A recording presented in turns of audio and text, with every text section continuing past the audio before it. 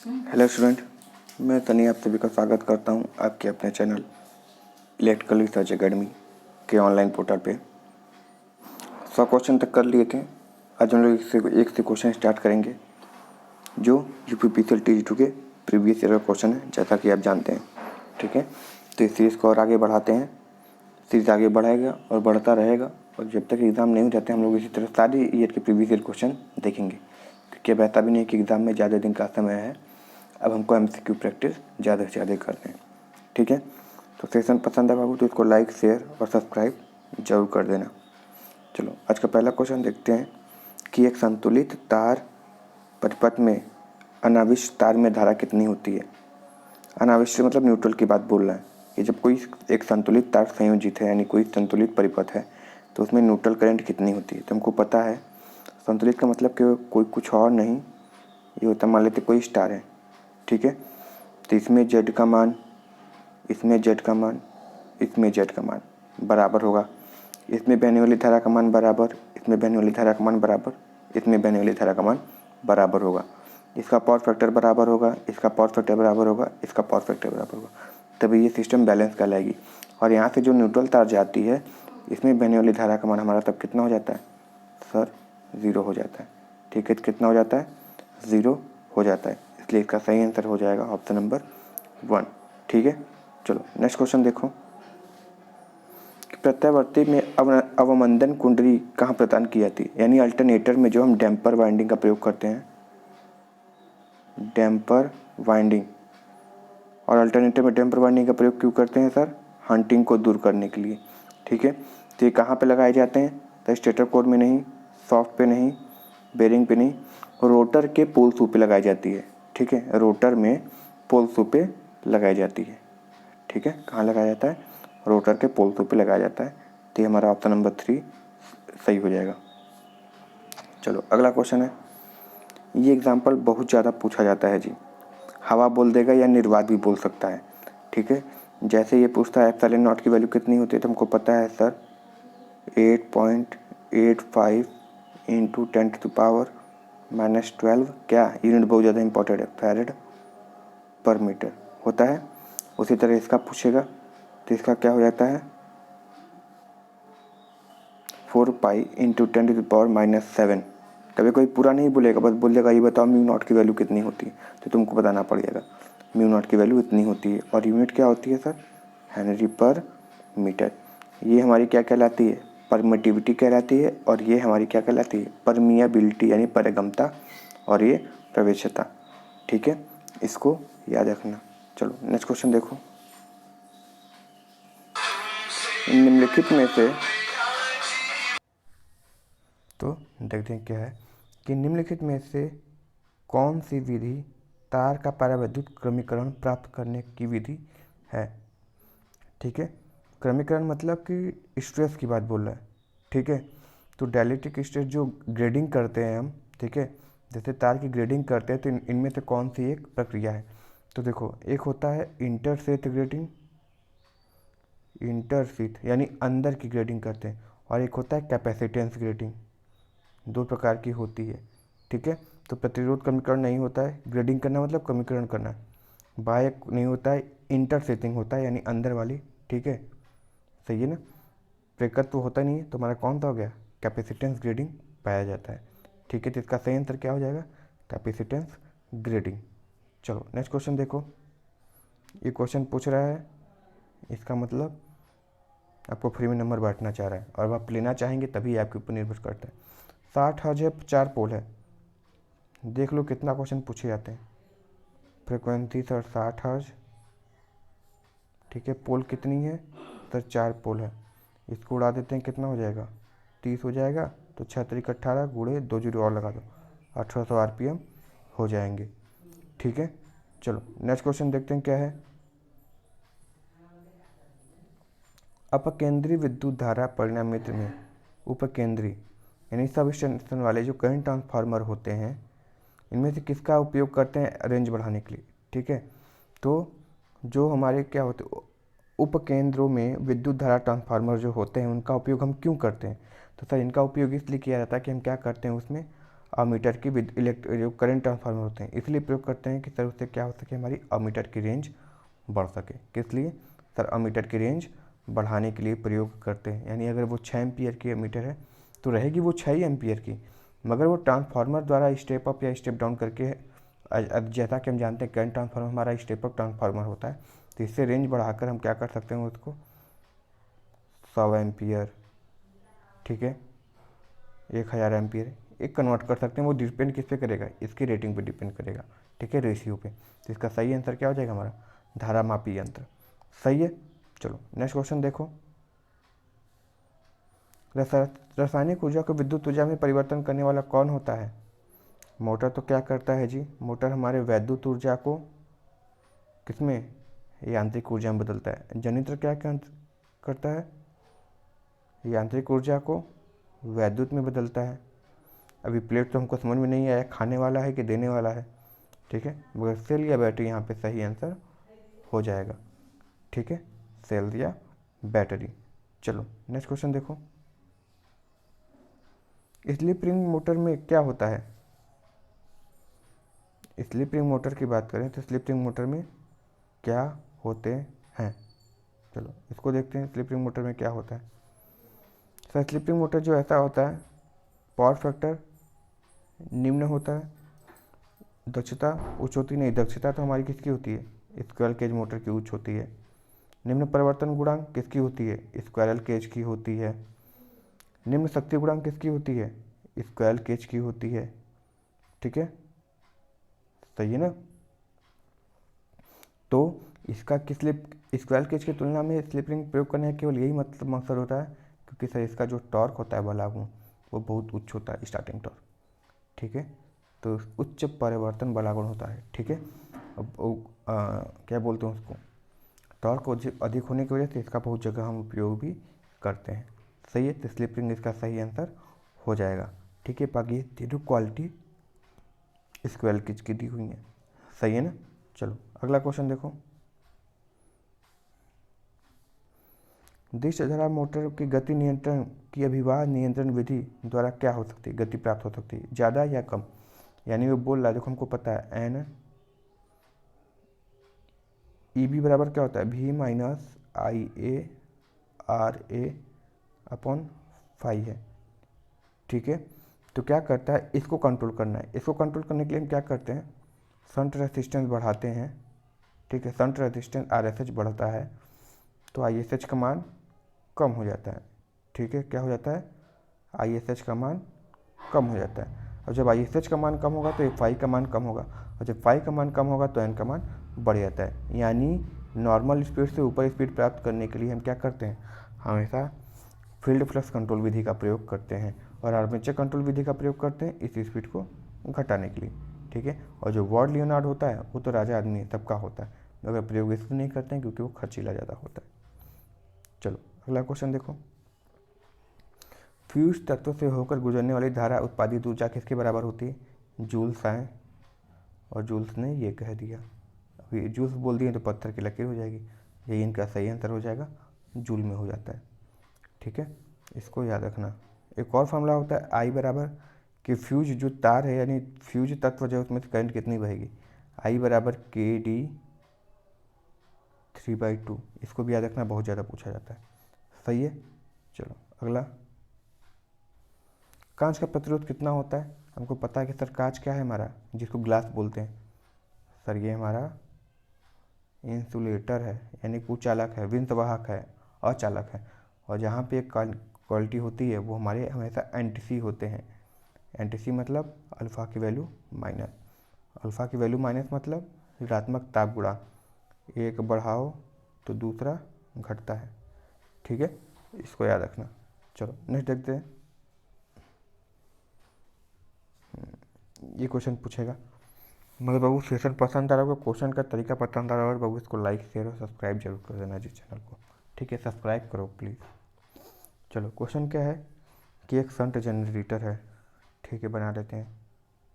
एक ये है, ये हमारा आर्मेचर है, ये हमारा शंट है, यहाँ से सप्लाई दी गई है, सॉरी जब सप्लाई दी गई है बाहर ली नहीं गई है, ठीक है, तो 250 वोल्ट तो टर्मिनल दे रहा है, कोई दिक्कत नहीं है। कितने की करंट है? 195 एम्पियर है, कोई दिक्कत नहीं है। आर्मेचर प्रतिरोध हमको पता है हमेशा कम होता है, तो कितना दिया है? 0.02 दिया है, ठीक है। और शंट प्रतिरोध 50 दिया है। हमको निकालना क्या है यहाँ पे? ईबी का मान निकालना है, कोई दिक्कत नहीं, ईबी का मान निकल जाएगा, हम निकाल के दिखाते हैं। चलो और क्या करते हैं, तो देखो होगा कैसे ये देखो, अगर ये 250 है तो यहाँ पे भी पूरे का पूरा 250 दिखेगा और यहाँ पे भी 250 दिखेगा। तो ये कितना हो जाएगा इसमें बहने वाली धारा का मान?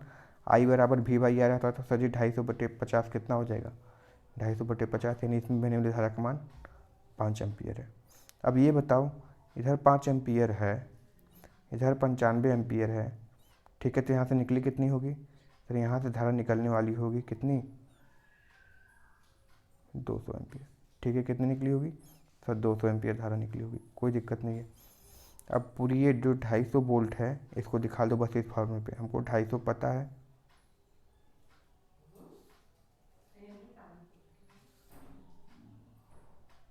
ढाई सौ पता है, ईबी का मान निकालना है, कोई दिक्कत नहीं है। प्लस कर दो, आई ए की वैल्यू पता है, हाँ सर 200 है। आर ए वैल्यू पता है, हाँ सर पता है। आर ए की वैल्यू कितनी है? गुणे 2/100। इसको सॉल्व कर दो, यहाँ से निकल जाएगा। यानी इसको इससे काट दिए, कितना हो गया? 2 दूनी 4, ठीक है। और ये इधर आएगा, कितना हो जाएगा? अच्छा जनरेटर था ना जी, जनरेटर होगा तो क्या हो जाएगा? माइनस हो जाएगा। जनरेटर है तो यहाँ पे क्या हो जाएगा? माइनस हो जाएगा ना। तो ये 2 दूनी 4 हो गया, 4 इधर आएगा तो प्लस हो जाएगा। तो 200 प्लस प्लस 4 कितना हो जाएगा? 254 हो जाएगा, ठीक है। सही आंसर क्या हो जाएगा? 254, सही है। चलो नेक्स्ट देखते हैं। बाह्य खेलों के लिए उपयुक्त लैंप। खेलों में किसका प्रयोग होता है? फ्लड लाइट का। फ्लड लाइट के लिए किसका? हेलोजन लैंप, ठीक है। तो हेलोजन लैंप का प्रयोग होता है। स्टेडियम, रेलवे प्लेटफॉर्म, स्टेशनों पे भी, यार्डों में इसका प्रयोग होता है।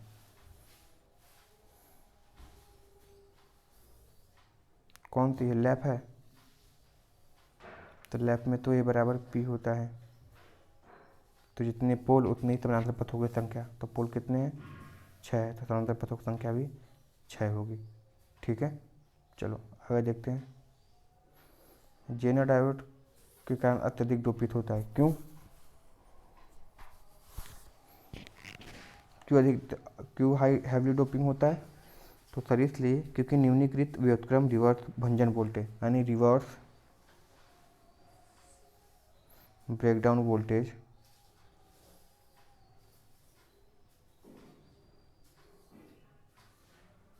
ठीक है।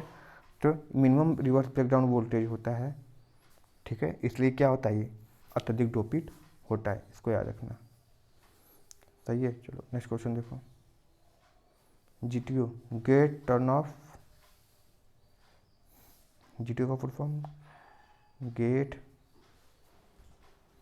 टर्न ऑफ, इसका फुल फॉर्म पूछता है, ठीक है। गेट टर्न ऑफ यानी कि लैचिंग धारा कितनी मान की होती है? तो लैचिंग तो हमेशा एम्पियर में होती है, ठीक है। लैचिंग धारा एम्पियर में होती है, और जो होल्डिंग होती है वो भी लैचिंग में ही होती है, ठीक है। ये बहुत ज़्यादा, देखो क्या होता है, एससीआर ऑन होने को तो गेट से हो जाता है, एससीआर ऑन होने को गेट से हो जाता है, मगर ऑफ गेट से नहीं होता है। तो उसके लिए एक स्पेशल टाइप के हमको एससीआर की आवश्यकता पड़ती है, जिसको हम लोग क्या बोलते हैं? जीटीओ बोलते हैं, ठीक है। और ये किस में होती है? हमेशा एम्पियर में होती है।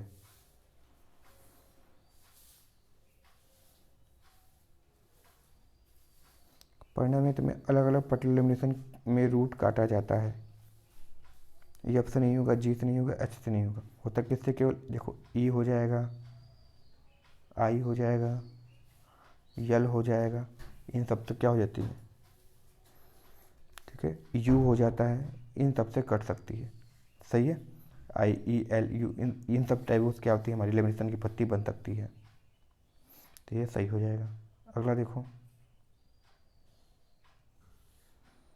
एक 4 पोल लैप कुंडली दृश्यता जनरेटर में 220 वोल्ट फेरे आर्मेचर की कुंडली है, ठीक है, जिसमें से प्रत्येक प्रतिरोध कितना है, इतना है। तो आर्मेचर प्रतिरोध क्या होगा, क्या पूछा है, आर्मेचर का प्रतिरोध पूछा है, ठीक है। करो क्या, लैप काउंटर जितने समानांतर पथों की संख्या होगी उतने ही क्या होंगी, हमारे पोल भी होंगे, ठीक है। 4 पोल है ना, तो समानांतर पथों की संख्या भी कितनी हो जाएगी, 4 हो जाएगी। करना क्या है, जब इसको इससे भाग दोगे 220/4 कर देना, ठीक है। फिर जो आएगा उसको 0.004 कर दोगे तो तुम्हारे प्रतीक ये निकल जाएंगे, आर्मेचर का प्रतिरोध निकल जाएगा, ठीक है। और ये लगभग कितना होता है, 0.0555 होता है, सही है। चलो नेक्स्ट देखते हैं, ये सब पढ़ लो, ये सब पूछता है जी। तंबाकू बोल रहा है। तांबे के परमाणु में कितने इलेक्ट्रॉन होते हैं, इलेक्ट्रॉन सर उतने ही होते हैं जितने प्रोटॉन होते हैं, ये चीज़ याद रखना। और परमाणु क्रमांक यानी जिसको एटॉमिक नंबर बोलते हैं, परमाणु क्रमांक भी वही होते हैं जो इलेक्ट्रॉनिक संख्या होती है या फिर जो प्रोटॉन की संख्या होती है, ठीक है। इसको याद रखना, ये दो पूछे जाते हैं। तो कितनी होती हैं, परमाणु क्रमांक 29 होता है, तो इलेक्ट्रॉन की भी संख्या उतनी है, प्रोटॉन की भी संख्या उतनी होती है, सही है, इसको याद रखना। और न्यूट्रॉन की संख्या कितनी होती है, ये न्यूट्रल होता है ना, जितनी ये दोनों होती हैं, तो इन दोनों को जोड़ देते हैं तो न्यूट्रॉन की संख्या निकल जाती है, और दोनों का मास जोड़ देते हैं तो हमारी उसके बराबर निकल जाती है एटॉमिक मास के, ठीक है। इन दोनों को, प्रोटॉन और न्यूट्रॉन को जोड़ देंगे हमेशा तो हमारी एटॉमिक मास यानी परमाणु बाहर निकलता है, ठीक है, इसको याद रखना।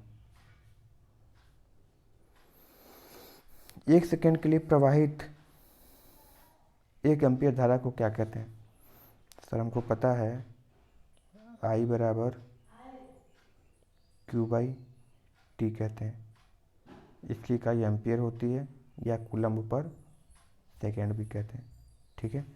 तो I बराबर Q/T। 1 सेकेंड में प्रवाहित धारा का मान को भी क्या बोलते हैं, कूलम्ब भी बोला जाता है, ठीक है। ये हो गया। एक और फार्मूला है, Q बराबर NE लिखते हैं, इसको याद रखना, इस पर सवाल पक्का आएगा जी। तो हम चाहें तो I बराबर Q की जगह हम चाहें तो NE लिख दें बटे T लिख दें, इस पर भी सवाल बनते हैं, ठीक है। तो यहाँ पे हमारा सही आंसर क्या हो जाएगा, ये हो जाएगा, सही है। चलो नेक्स्ट क्वेश्चन देखो, डीसी मोटर के कुशल संचालन के लिए आर्मेचर परिपथ में डाला गया अतिरिक्त प्रतिरोध क्या होता है, क्या करते हैं जी, परिपथ में रखा जाना चाहिए,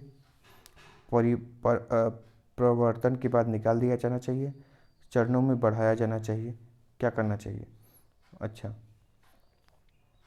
कुशल संचालन के लिए हम क्या चाहते हैं, आर्मेचर का प्रतिरोध क्या हो, धीमे धीमे कम हो, क्योंकि वो बढ़ता जाएगा तो देखो नो डाउट भले ही स्पीड कम ज़्यादा होगी मगर उससे क्या होगा, हमारे I² लॉस बढ़ेंगे, बहुत ज़्यादा बढ़ेंगे, ठीक है। तो हम क्या करते हैं उसमें, आर्मेचर में क्या करते हैं, एक ऐसे लगा रहा होता है ना, तो यहाँ पे कैसे कर देते हैं, क्या बोलते हैं, आर्मेचर टैपिंग कर देते हैं, जिससे क्या होता है धीमे धीमे हम प्रतिरोध को क्या करते रहते हैं, घटाते रहते हैं और स्पीड को कंट्रोल करते रहते हैं।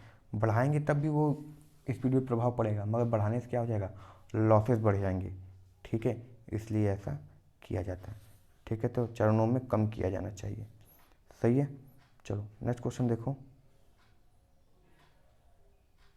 निम्न में से सर्वाधिक मोटर का प्रयोग कहाँ नहीं होता, सर्वाधिक मतलब यूनिवर्सल मोटर का प्रयोग कहाँ नहीं होता, यूनिवर्सल मोटर का प्रयोग कहाँ नहीं होता ये पूछा है, ठीक है। बर्मा में करते हैं, देखो बर्मा मतलब सिंपल ड्रिल मशीन है, देखो यूनिवर्सल मोटर ऐसी मोटर होती है एक तरीके से डीसी सीरीज मोटर है, ठीक है। इसको तुम बिना कभी नो लोड के चला ही नहीं सकते, ठीक है। जैसे मिक्सर है, खाली चलाओगे फिर उसमें लोड डालोगे तो वो तो फेंक देगा, इसलिए पहले बढ़िया से मसाला वसाला भर लेते हैं, आटा उटा, तब उसको चलाते हैं, मिक्सर वाली कहानी। सिलाई मशीन में क्या होता है, पहले जब उसमें सारी चीज़ें कर लेते हो तब उसको चलाते हो, ठीक है। बर्मा मतलब तरीके से ड्रिल मशीन, देखो ड्रिल मशीन भी क्या होता है, पहले उस पर दीवार पे रख कर या फिर जहाँ पे छेद करना है पहले उसको दबा देते हो तब स्टार्ट करते हो, ठीक है। तो ये सब सारी क्या होती हैं, सिलाई मशीन होते हैं। और एक और होता है वैक्यूम क्लीनर, इसको याद रखना, ठीक है। मगर वाटर पंप में किसका प्रयोग करते हैं, स्क्वायर केज का प्रयोग कर देते हो, ठीक है, या शंट मोटर का प्रयोग कर सकते हैं, मगर यूनिवर्सल मोटर का नहीं, ठीक है। तो बाबू सेशन लाइक शेयर जरूर करना जी और सब्सक्राइब। चलो नेक्स्ट क्वेश्चन देखो, सेमीकंडक्टर की प्रतिरोधकता किसकी होती है, सर लगभग 1 इलेक्ट्रॉन वोल्ट होती है, ठीक है, लगभग, क्योंकि कंडक्टर की कितनी होती है सर, 1 इलेक्ट्रॉन वोल्ट से कम होती है, ठीक है। इंसुलेटर की कितनी होती है सर, 5 इलेक्ट्रॉन वोल्ट से ज़्यादा होती है, ठीक है। ये सब चीज़ याद रखना, ये सब बैंड गैप है, ठीक है। सिलिकॉन के लिए बैंड गैप कितनी होती है, तो 1.11 होती है, ठीक है, या 1.2 कहीं लिखा होता है। और जर्मेनियम के लिए बैंड गैप कितनी होती है, 0.7 होती है, ठीक है। इलेक्ट्रॉन वोल्ट, इलेक्ट्रॉन वोल्ट, इसको याद रखना। तो यहाँ पे क्या हो जाएगा, कंडक्टर और इंसुलेटर के बीच में होती है, देख सकते हो आंकड़े से, सही है। चलो अगला देखो, डीसी मशीन के संचार को किस प्रकार प्रभावित किया जाता है, ठीक है। यानी जो ऑपरेशन चल रहा है, डीसी मशीन जो चल रहा है, उसको किस तरह से तुम परिभाषित करोगे। क्या लिखा है, चुंबकीय क्षेत्र के उत्पादन के लिए फील्ड वाइंडिंग की विद्युतीय आपूर्ति देना। दूसरा, मुख्य क्षेत्र अभिवाह पर आर्मेचर अभिवाह का प्रभाव, वह प्रक्रिया जिससे प्रभाव द्वारा कंडक्टर के विद्युत भाग बल प्रेरित होते हैं। या फिर ब्रश द्वारा कुंडली के लघु पतन की अवधि के दौरान वह क्रिया जिससे द्वारा कुंडली में धारा व्युत्क्रम किया जाता है, ठीक है।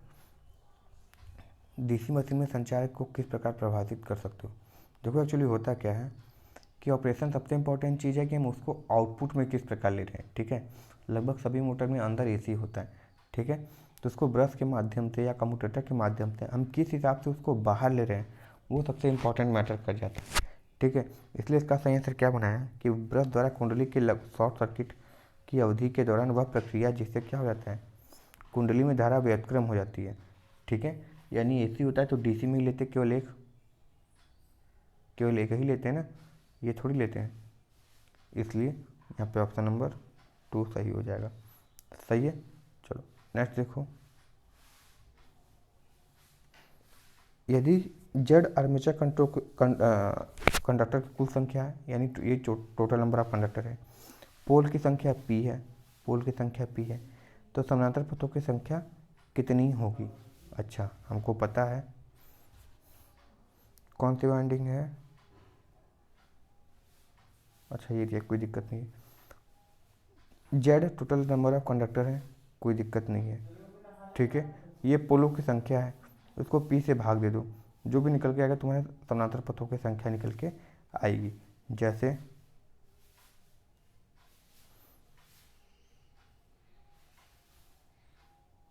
ये बोल दिया जेड बराबर 300 है और ये 6 पोल है, तो समानांतर पथों की संख्या कितनी हो जाएगी, 300/6, कितना निकल के आया, सॉरी 50, ठीक है। तो ऑप्शन नंबर क्या हो जाएगा हमारा, Z/P सही आंसर हो जाएगा, ठीक है। तो आई होप बाबू आज का भी सेशन पसंद आया होगा और क्वेश्चन देखने को मिला होगा, आइडिया लगा होगा कि सर किस टाइप के क्वेश्चन और कैसे पूछे जा रहे हैं, ठीक है, लेवल क्या है किस हिसाब से, सही। और ये पेपर भी 2021 का ही है, ये नहीं कि 2-3 साल पुराना पेपर है, जस्ट अभी ख़त्म हुए थे उनका है, सही है। जस्ट का मतलब 2 साल पहले, अब UPPCL के लिए 2 साल पहले मतलब जस्ट समझो, ठीक है, क्योंकि इसी तरह वैकेंसी आएगी, इसीलिए मेहनत से हो जाओ। चलो आई होप सेशन पसंद आया है, इसको तो लाइक कर देना, शेयर कर देना और चैनल पे नए होगा तो सब्सक्राइब जरूर कर लेना। मिलते हैं नेक्स्ट वीडियो में, thank you very much and all the very best, Vande Mataram.